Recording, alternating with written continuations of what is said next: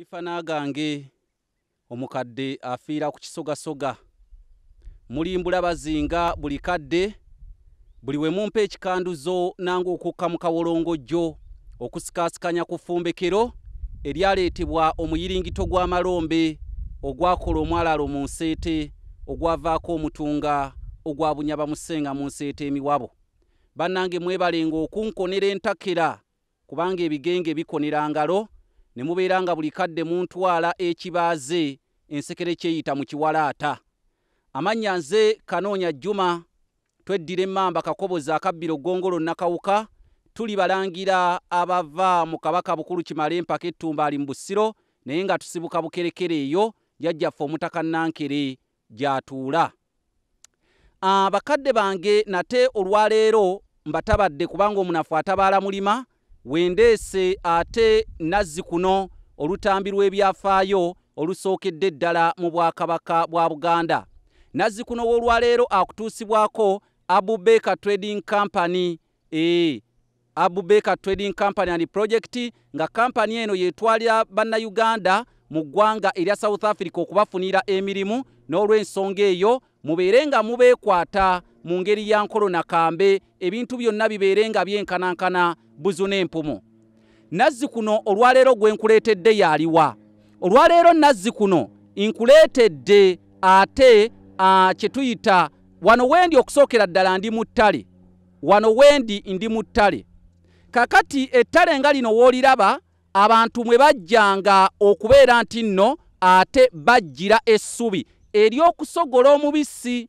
Naye lwakuba olwaleero buno bwe nkulaze bukuli obuddo bwe butyo, naye nga twayina nga essubi lya bika bingi, wabangawo ettutu, wabangawo obukuli, wabangawo obuyanja, naye nga ezo zonna enjole z'essubi zayinzanga okubeera nti nno bazeyambisa mu kusogola.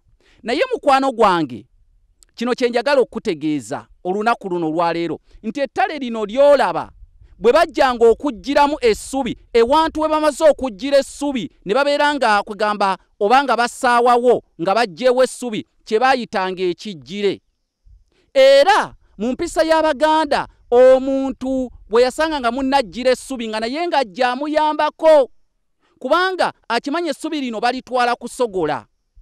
Balitwala kusogola, ate waliwo alowooza nti mu kusogola oguliba omubisi gujja vaamu omwenge. Kati oli we yabanga tamuyambyeko, bwe yatuukanga ono okuyiisa omwenge, ng'ono buli wamuga nti owa empaka kenge nyweko, ng'amugamba ajjukira nange we nali mu kuggira essubi tewanyambako. So essubi we baaliggyiranga mu ttale nga lino lyentuddemu, abantu oli we yalabanga munne ng'aggira essubi ng'amuyambako, oba oli awo naye aleme kumukwasa ku lunaku luli lwalibeera ng'ayiisa omwenge.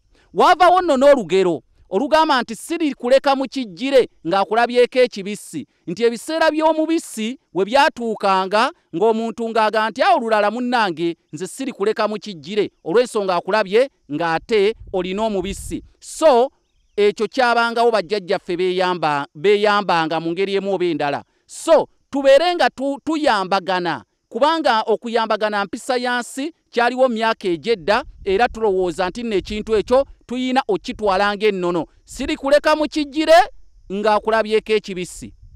Embuulirire eno ekutuusiddwako Abubeka Nnyindo Kyezira, nnyini kampani eya Abubeka Trading Company and Project, asangibwa mu ggwanga lya South Africa. Kampani yokka bannayuganda ate mwe bagenda ne bafuna emirimu mu mawanga omuli South Africa, Botswana ne Lesotho. N'olw'ensonga eyo mumulabiranga ddala, era ennamba ya Abubeka Nnyindo Kyezira yeeyo gy'olengera ku screen.